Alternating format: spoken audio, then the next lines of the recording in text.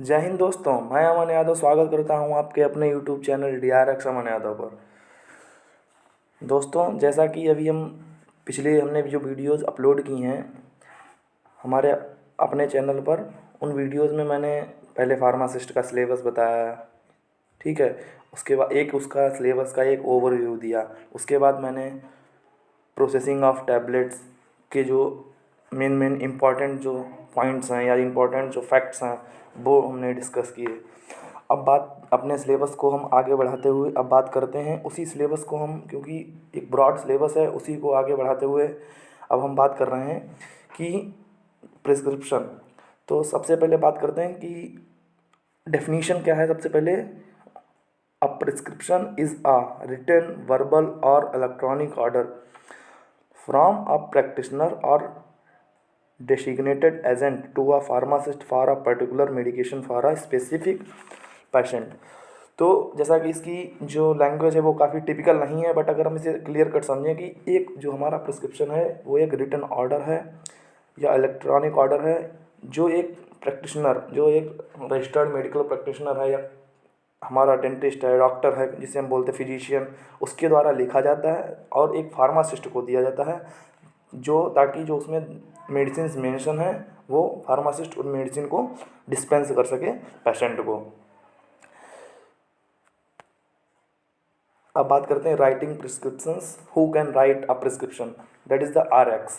तो कौन कौन प्रिस्क्रिप्शन को लिख सकता है, दैट इज़ फिजिशियन, वेटरनियंस, डेंटिस्ट।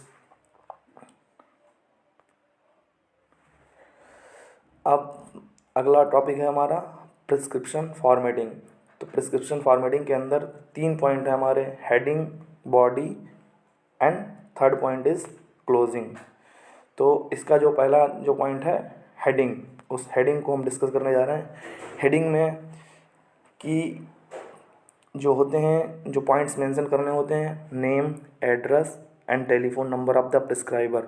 जो भी उसकी जिसने ये प्रिस्क्रिप्शन लिखा है उसके प्रिस्क्राइबर के बारे में काफ़ी जो जो बेसिक डिटेल्स हैं वो बतानी है। Name, sex and age of the patient, उस पेशेंट का जो जो बेसिक डिटेल्स हैं, जैसे उसका नाम क्या है, जेंडर उसका क्या है, उसकी एज क्या है, ये सब उसमें मेंशन करना है। And the third one is date of the prescription, उस प्रिस्क्रिप्शन की डेट क्या है। अब बात करते हैं patient name and address. Full first and last name होगा, मिडिल नेम अगर है तो लिख दो, अदरवाइज कोई बात ही नहीं। DOB not required but will be helpful in further identifying the correct person to prevent medication errors. अब मीन्स DOB का इन द सेंस है कि अगर उसकी हम एज मेंशन कर दें तो उसमें हमें ये जैसे कि डोज वगैरह प्रॉपर अगर डिस्पेंस करने में हमें कोई दिक्कत नहीं होगी। Practitioners name, address and phone number. Practitioners name जिन्हें मतलब जो प्रिस्क्रिप्शन हमारा लिखा है उस प्रिस्क्रिप्शन लिखने वाले के डिटेल्स हैं, जैसे उसका नाम हो गया, उसका एड्रेस हो गया, उसका रजिस्ट्रेशन नंबर हो गया या उसका फ़ोन नंबर हो गया, ये सब हमें उसमें मेंशन करना है। इससे क्या पता लगता है कि एक जो प्रिस्क्रिप्शन है वो एक वैलिड प्रिस्क्रिप्शन है, किसी एक मतलब रजिस्टर्ड जो मेडिकल प्रैक्टिशनर है उसने लिखा है। Provides contact information to clarify any question, और इन केस कोई भी अगर डाउट है फार्मासिस्ट को या पेशेंट को तो वो उसे क्लेरिफाई कर सकता है डॉक्टर के थ्रू, उस जिससे उसमें कॉन्टैक्ट डिटेल्स दी होंगी अगर प्रिस्क्राइबर की। अब डेट क्या है कि डेट का जो पोर्शन है, date the prescription is issued और रिटन, उस डेट को मेंशन करना है जिसमें प्रिस्क्रिप्शन लिखा गया है या इशू किया गया है। Allows the determination of the life of the prescription of valid date refills, कि अगर जो हमें अगर प्रिस्क्रिप्शन को दोबारा रिफ़िल करना है या उसे दोबारा देना है तो पता लगाएंगे, जैसे कि हमने कोई डोज लिखी है, कोई मेडिसिन लिखी, उसकी डोज है 15 दिन या उसका जो टाइम पीरियड है 15 दिन, तो उसके रिन्यूअल इंस्ट्रक्शन है, उससे हमें हेल्प मिल जाएगी कि इस डेट को हमने लिखा था और इतनी डेट के बाद थोड़े दिन बाद हमें देना है, उसका रिन्यूअल करना है। इंश्योर्स कंटिन्यूअल पेशेंट सुपरविजन, इससे क्या है कि एक पेशेंट का सुपरविजन, कंटिन्यू सुपरविजन उसकी होती रहे। प्रमोट्स पेशेंट फॉलोअप, अब फॉलोअप मीन्स जैसे कि उसे दोबारा कब बुलाना है उस डेट को हम मेंशन करके देख के बता सकते हैं। ये देखिए आप लोग इसे देख पा रहे हो कि जो करेक्ट जो फॉर्मेट है ये है कि नेम, एज, एड्रेस, डेट, फिर RX दैट इज़ द, इसे हम लोग बोलते हैं super inscription. So R X का मतलब होता है टू टेक, जिसे मतलब लैटिन वर्ड है टेक दाउ, ये है इसका मतलब आर एक्स का। अब बात करते हैं बॉडी की। बॉडी में जो प्रिस्क्रिप्शन का जो तीसरा वो सेकंड जो पार्ट है that is the body. Body में R X symbol, the R X symbol है, नेम है, डोज, साइज और concentration of the drug, amount to be dispense, direction to the patient, ये बॉडी में के अंदर आता है। जैसे कि इसके बात करें कि आर एक्स सिंबल जो कि सुपर इंस्क्रिप्शन के जैसे हम डिस्कस कर चुके कि जो इसका मतलब होता है टू टेक, कि हमें जो भी उसका अगर आर एक्स के नीचे हम जो भी लिख रहे हैं वो चीज़ें हमें लेनी हैं, जिसे लैटिन में बोलते हैं टेक डाउ। फिर बात है जो हमारा जो नेम है या नेम ऑफ द ड्रग है, इसमें आता है जैसे कि हमारा इसका जो पार्ट जो इसे मतलब हेडिंग बोलते हैं वो बोलते हैं इंस्क्रिप्शन। इंस्क्रिप्शन में जो हमारा नेम ऑफ द ड्रग्स है या मेडिसिन है वो लिखी जाती हैं, डोज, साइज और concentration of the drugs, amount to be dispense, direction to the patient. तो ये डोज है या जो भी है क्या नाम इसका अमाउंट है, इसके बारे में हम एक हेडिंग होती है सब्सक्रिप्शन। तो सब्सक्रिप्शन के अंतर्गत हम इस चीज़ को लिखते हैं कि कितनी डोजेज हमें देनी है, कितना अमाउंट देना है, ये सब हमें सब्सक्रिप्शन के अंतर्गत आते हैं। एक बार तो मतलब पेपर में क्वेश्चन आया था कि which of the following is not a part of the prescription. उसके अंतर्गत था सुपर इंस्क्रिप्शन, इंस्क्रिप्शन, सब इंस्क्रिप्शन, सब्सक्रिप्शन एंड एक फोर्थ पॉइंट था पोस्ट स्क्रिप्शन।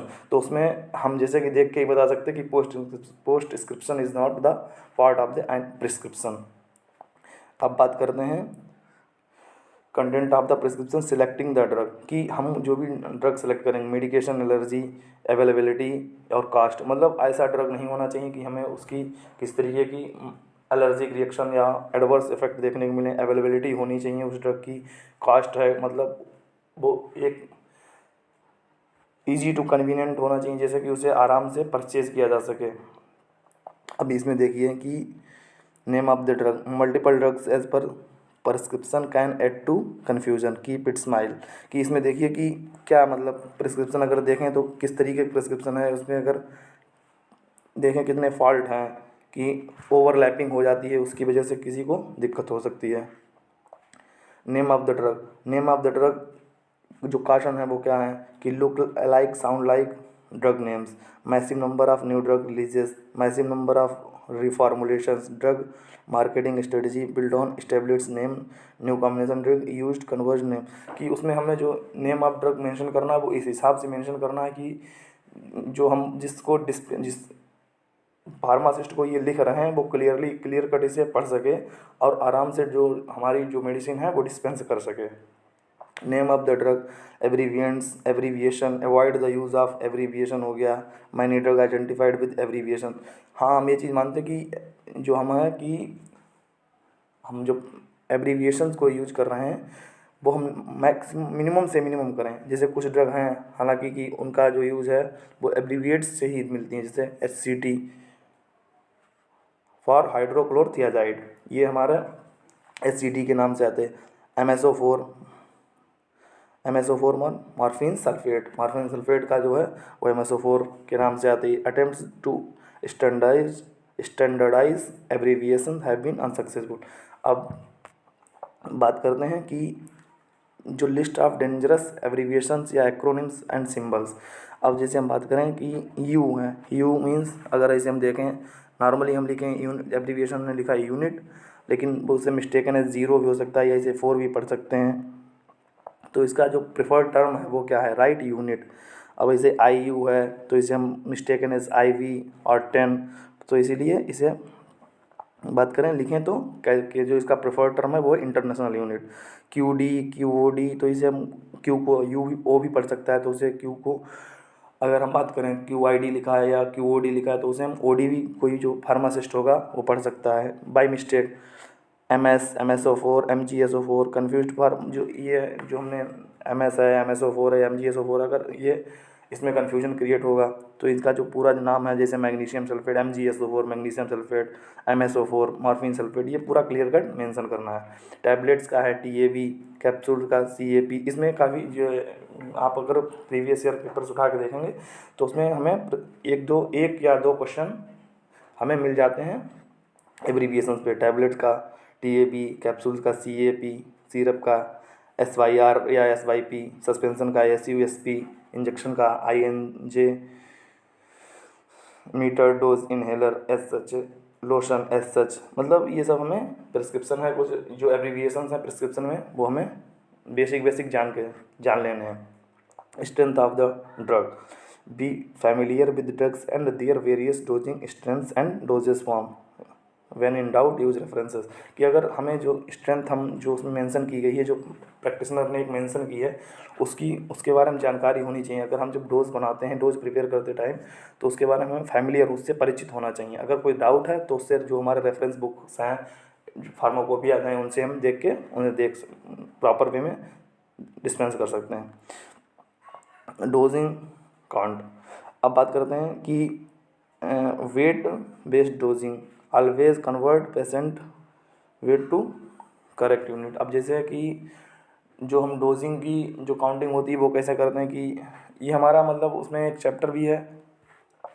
इसका क्या नाम जो अगला जो फार्मास्यूटिक्स का चैप्टर है प्रिस्क्रिप्शन में, इसमें या हम बात करें उसी में पोसोलॉजी के अंतर्गत आता है कि जो ड्रग्स वाला है कि ड्रग्स की काउंटिंग कैसे करें, ये जो भी है तो उसके बारे में हम ज़्यादा डिटेल से नहीं स्टडी करेंगे। हम बात करते हैं कि कंटेंट्स ऑफ द प्रिस्क्रिप्शन में डेसिमल पॉइंट्स है, avoid trailing zeros, example 5 mg, तो 5.0 mg can be mistaken for 50 mg। ये सब मतलब हो सकता है। ऑलवेज यूज़ लीडिंग जीरोज, की अगर पहले जो जीरो लगा है उसे हमेशा लगाएं।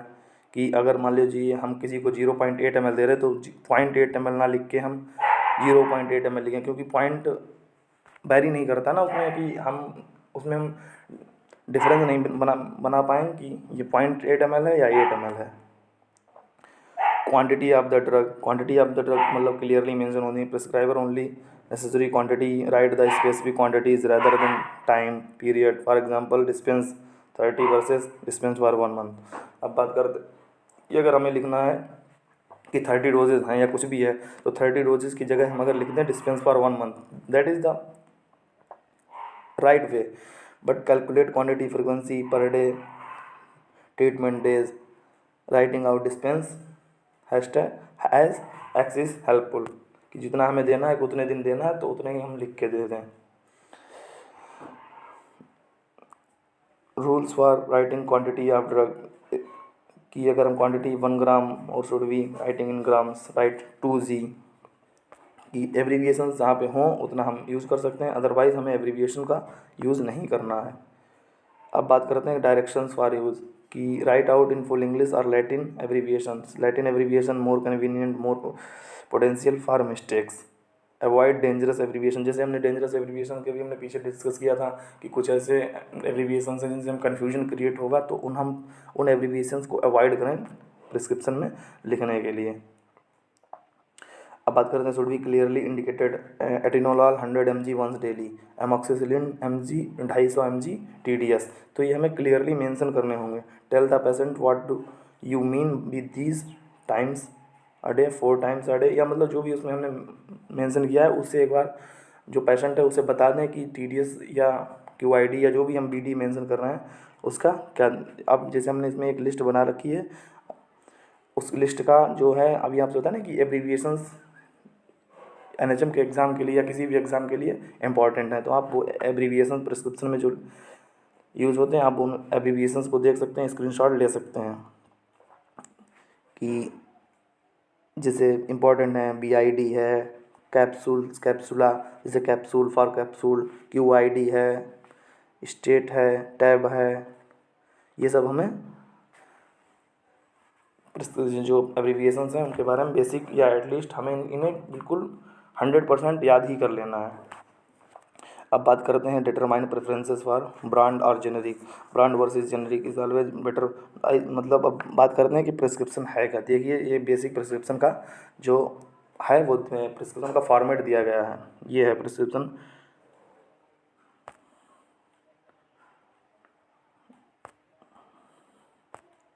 अब बात करते हैं, जो हमने बात की थी कि इसमें 3 पार्ट्स होते हैं, हेडिंग, बॉडी एंड क्लोजिंग। तो जो क्लोजिंग का है, क्लोजिंग के प्रिस्क्राइबर्स सिग्नेचर होने चाहिए, रेफिल इंस्ट्रक्शंस होनी चाहिए, जेनेरिक सब्स्टिट्यूशन इंस्ट्रक्शन। प्रिस्क्राइबर्स जो सिग्नेचर होने चाहिए वो along with the registration number, कि हमने जो प्रिस्क्राइबर का है, जो जिसने ये मेडिकेशन लिखा है, वो पर्चा लिखा है, उस पर्चे पर लिखने वाले के पूरे सिग्नेचर होने चाहिए जिसने वो लिखा है, और उसकी जो डिटेल्स हैं वो होनी चाहिए, रजिस्ट्रेशन नंबर होना चाहिए, रेफिल इंस्ट्रक्शन, उसे रिन्यूअल मतलब कब दोबारा आना है, उसका रिन्यूअल कब होना है, ये फॉलो अप बोलते हैं, बोल उसे क्लियर मेंशन करना है।